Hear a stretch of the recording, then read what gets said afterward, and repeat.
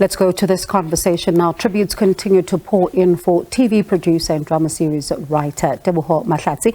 Mahlatsi's work has been gracing our screens for years, and some of the most memorable, work would be Zone 14, Yizo Yizo, Gaz'Lam, among others. Let's now speak to someone who knows him very well and has worked with him over time. Angus Gibson, the Bomb Shelter Film Company director, joining us live now. Thank you so much, Angus, for your time, and our deepest condolences to you. This is such a huge loss.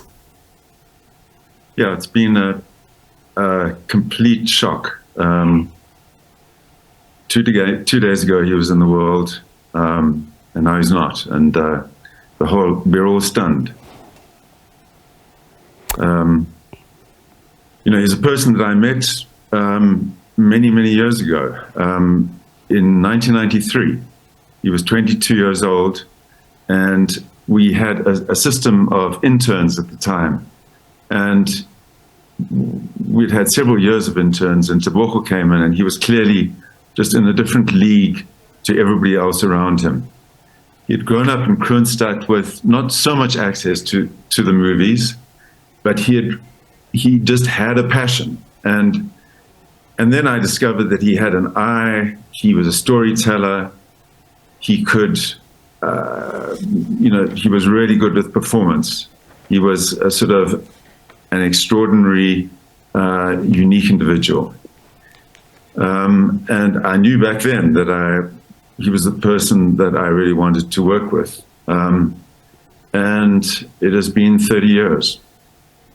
And for you, how would you describe that 30-year relationship that you've built over time with such an individual that a lot of us would know through his work, and the passion that he had would just shine through all that he created? Well, he was an extraordinarily nice person to be around.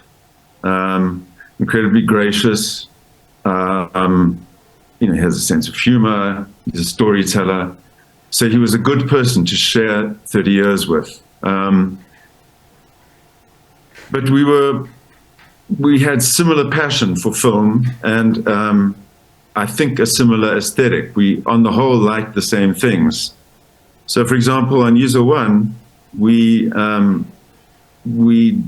directed that together, the two of us, which is an episode, which is a potential, can really not work out, but I don't know, the two of us just managed to really gel, and it worked incredibly well.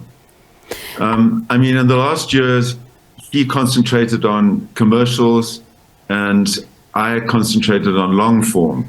And so we were, together, but doing different things. And the tragedy is that he had recently decided that he wanted to return to long form and return to doing his own quite personal work. And he was sort of on the brink of doing that work, and yeah.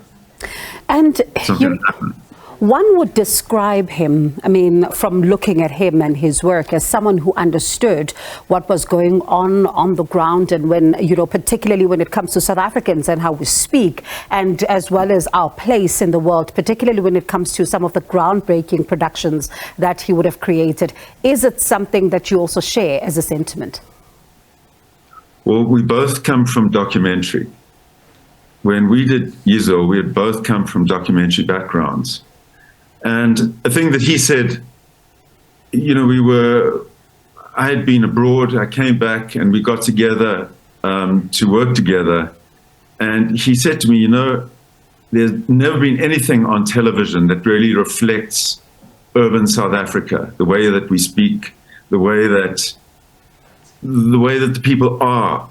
And we decided that we were going to explore that. And he kind of knew that would really sort of revolutionize the way television happened in this country. And it certainly did. It kind of feels like after Yizo, there was just a whole, people started making television differently and recognizing and celebrating the mix of cultures in urban spaces.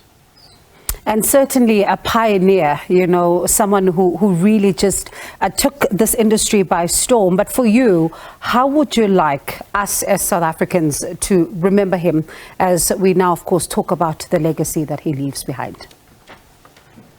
Well, he has a legacy. He has films that I think if you watch in 50 years will still be great.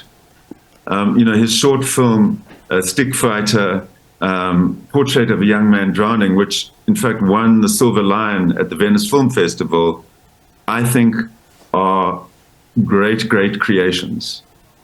His work in television, I think, will stand up for a long, long time. He had a combination of being able to work with actors, but also having an extraordinarily strong visual sense and a sense of the community of South Africa, which he loved, and he kind of portrayed with a kind of a glow, is what I could say. He had an affectionate view of South Africa that I think is evident in all the commercials he makes as well. So he will be sorely missed. And it feels like a great career has been cut short. Mm-hmm. Angus, thank you so much. I know how difficult these conversations would be for you, but thank you so much for taking our call and just reflecting on someone you've known so closely. And condolences once again to you and those who would have worked with him very closely. Do appreciate your time this evening. That is Angus Gibson, the Bomb Shelter Film Company Director.